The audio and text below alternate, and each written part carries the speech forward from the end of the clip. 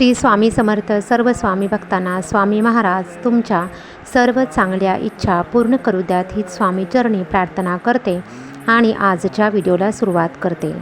26 मार्च 2026 वार गुरुवार या दिवशी आलेले ही दुर्गाष्टमी. चैत्र नवरात्री सुरू आहे. तर आपण दुर्गाष्टमी दिवशी कोणती अशी विशेष सेवा करायची म्हणजेच आपल्यावरती कुळदेवी प्रसन्न होईल. तर ती सेवा आहे कुंकुम अर्चनाची. तर कुंकुमार्चन कसं करावं याविषयी आज आपण थोडक्यात माहिती जाणून घेणार आहे.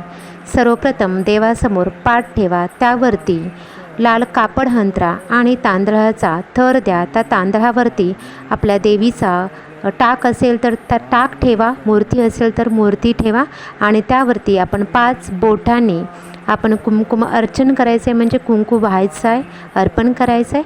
ते करत असताना आपण ओम ऐं ह्रीं क्लीं चामुंडाय विचे, ओम ऐं ह्रीं क्लीं चामुंडाय विचे या मंत्राचा जप करून हे कुंकू वहा आणि प्रत्येक वेळेस ओम ऐं ह्रीं क्लीं चामुंडाय विचे नमो नमः हा जो मंत्र आहे हा मंत्र अवश्य म्हणा, म्हणजे आपल्याला संपूर्ण दुर्गाष्टमीचं आपल्याला फळ मिळू शकतं.